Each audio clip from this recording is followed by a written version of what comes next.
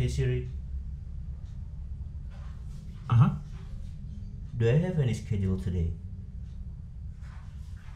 I didn't find any appointments for today. Assalamualaikum, kembali lagi di channel HeyDidot. HomePod mini.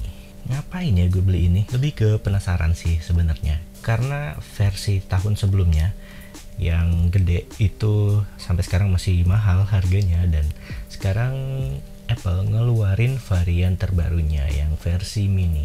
Dan overall kayaknya semuanya fungsinya sama, cuman ini dengan paket yang lebih murah, lebih minimalis, dan ya pastinya kualitasnya sama ya. Langsung aja kita bahas yuk.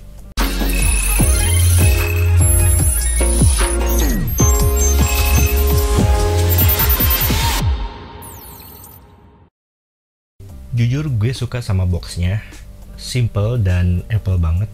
Cuman dia nggak ada green pill-nya di sini. Gue cari-cari ya.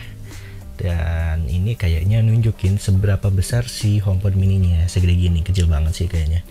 Terus ya keliling-kelilingnya cuman ada tulisan HomePod mini kayak gini.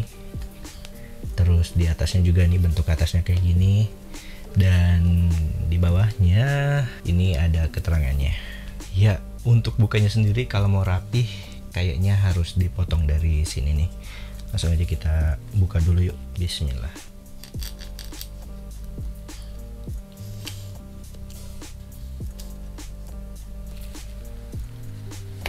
Iya. Nah, kan kecil banget, udah kayak buah pir ya. Kayak gini. Coba lihat. Dengan boxnya, ukurannya sama. Terus apalagi di dalamnya? Di sini ada guidebook dan alhamdulillah Apple masih menyertakan buat brick chargernya. Ini cuman 5 watt kayaknya. Dan ini buat kabelnya nggak bisa dicopot, yang artinya ini jadi salah satu yang gue kurang suka sih, kurang mobile gitu. Jadi ini kalau nggak dicolok ini nggak bisa nyala, alias nggak ada baterainya di dalamnya. Semuanya full dengan speaker di dalamnya kayak gitu. Dan ini colokannya USB-C. Kayaknya Apple udah secara perlahan ya pindah dari Lightning ke USB-C. Mudah-mudahan di tahun depan mungkin iPhone-nya akan pindah ke USB-C juga. Semoga aja ya. Jadi udah Lightning tuh kayaknya udah ketinggalan banget, udah nggak bisa fast charging yang kayak sekarang gitu. Maksimal sekarang kan cuma 20 watt, sementara yang lain udah tinggi-tinggi banget. Dan ini di sini ada green pill-nya bawahnya. Wih, ada apanya sih? Oh, ada logo Apple-nya. Ininya khas Apple banget nih. Oke, ini kabelnya panjangnya sekitar 1 meter lebih ya, mungkin 1,5 meter kabelnya. Jadinya kita lebih bisa leluasa buat naruh di atas mejanya. Oke, 2 minggu udah berlalu, rambut gue sampai rontok nih, udah nggak panjang lagi. Jadi setelah 2 minggu pemakaian HomePod mini, gue bakal share ke teman-teman pengalaman gue, enak enggaknya. Jadi ada beberapa poin yang harus gue bagikan ke teman-teman. Yang pertama yang plus-plusnya dulu lah. Pertama ini desainnya ini termasuk ke kategori plusnya, alias bagusnya, karena ini estetik banget buat ditaruh di meja-meja manapun kecuali meja makan ya. Jadi di meja TV ruang keluarga, di meja kerja, di meja belajar, ini bagus banget. Modelnya sangat futuristik ya menurut gue dan minimalis. Terus di atasnya itu ada lampu warna-warni yang akan ke-trigger kalau kita manggil Siri, dimana pada lampu ini kita bisa touch, jadi semacam ada touch screen-nya. Jadi ada tanda plus minus itu buat mengurangi dan menambah volume, atau kita bisa klik sekali untuk berbagai macam fungsi, untuk stop atau continue music. Terus kalau kita tahan lama itu juga bisa memanggil Siri gitu tanpa harus kita menyebut Hey Siri. Poin plus yang kedua yaitu dari segi suaranya. Suaranya ini bagus banget menurut gue. Buat bassnya itu ada, dentumannya itu bagus banget, kencang banget buat speaker sekecil itu ya, segede jeruk.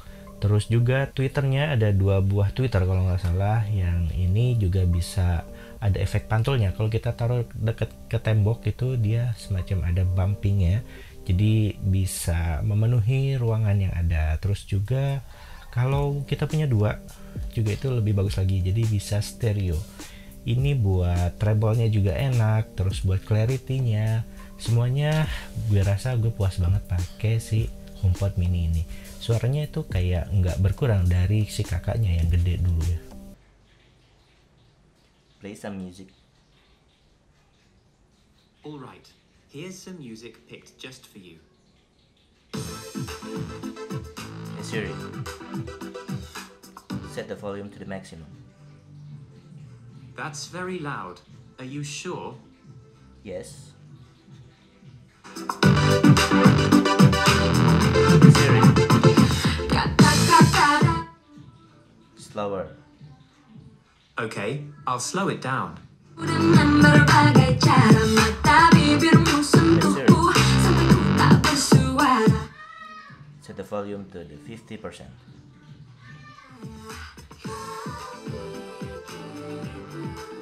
Hey Siri, stop the music.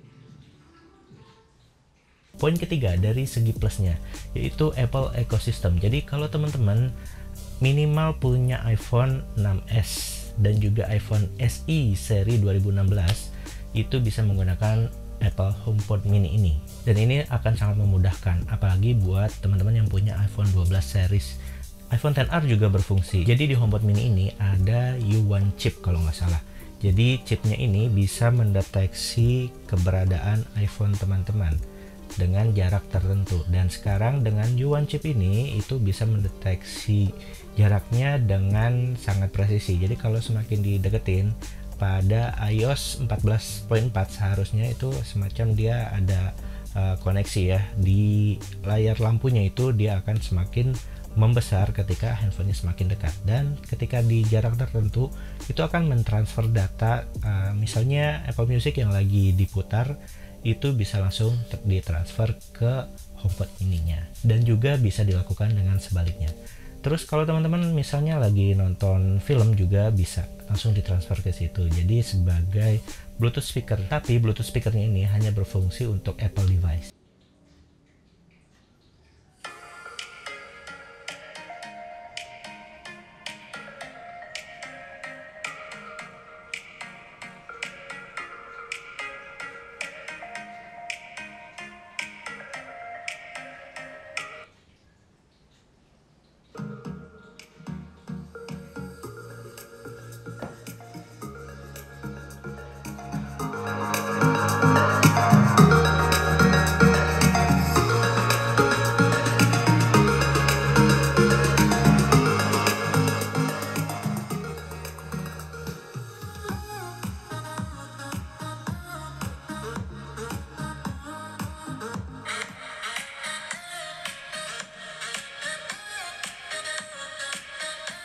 Dan poin berikutnya yang harus teman-teman perhatikan adalah, ini termasuk poin plus ya menurut gue.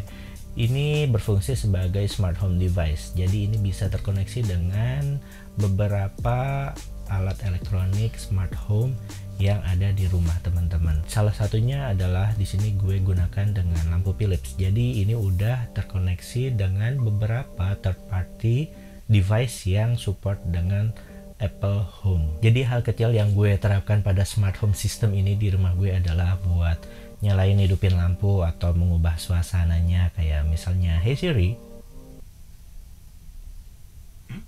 set the lamp light to the green. Okay, green. It is. Ya, misalnya kayak gitu. Hey Siri, bright.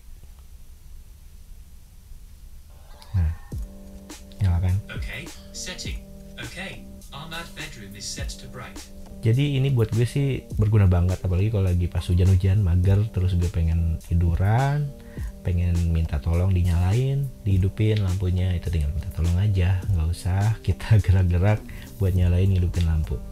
Ya itu hal kecilnya sih. Hal lainnya banyak banget yang bisa diterapkan di rumah ini buat jadi smart home nantinya ke depannya. Oke, poin bagus terakhir yang gue dapetin dari si HomePod mini ini adalah harganya yang sekarang lebih terjangkau. Gue nggak bisa bilang lebih murah ya, tapi lebih terjangkau dibanding HomePod versi pertamanya, yaitu kalau di Indonesia Ada yang mulai jual dari 2 jutaan ya. Kalian bisa cari di marketplace kesukaan kalian. Kayaknya nggak adil ya kalau kita cuman ngomongin sisi baiknya. Pasti ada sisi nggak enaknya. Sisi nggak enak yang pertama ini adalah HomePod mini ini adalah smart home device. Jadi nggak bisa berfungsi sebagai speaker Bluetooth. Yang mana kalau kita nggak punya iPhone, kita punyanya Android, ini nggak bisa berfungsi kita koneksikan sebagai Bluetooth speaker.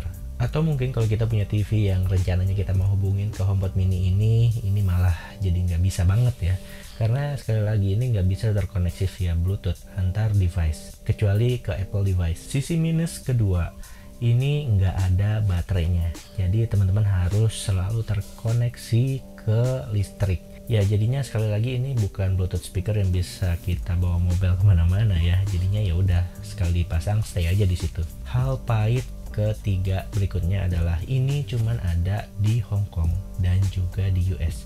Jadi kalau teman-teman mungkin ada yang tinggal di Singapura atau dimanapun yang ada Apple Store-nya, jadi ini jangan berharap ada ya. Ini cuma ada di Hong Kong dan di US buat sementara ini. Nggak tahu sampai kapan. Oke, sekian gitu aja pembahasan gue buat si HomePod mini ini. Semoga bermanfaat dan teman-teman bisa menyerap informasinya dengan baik ya. Kalau ada pertanyaan atau ada diskusi silahkan komen aja di kolom komentar. Kalau ada request silahkan komen juga di kolom komentar. Gue Didot pamit, sampai ketemu di video selanjutnya. Salam gadget positif. Assalamualaikum.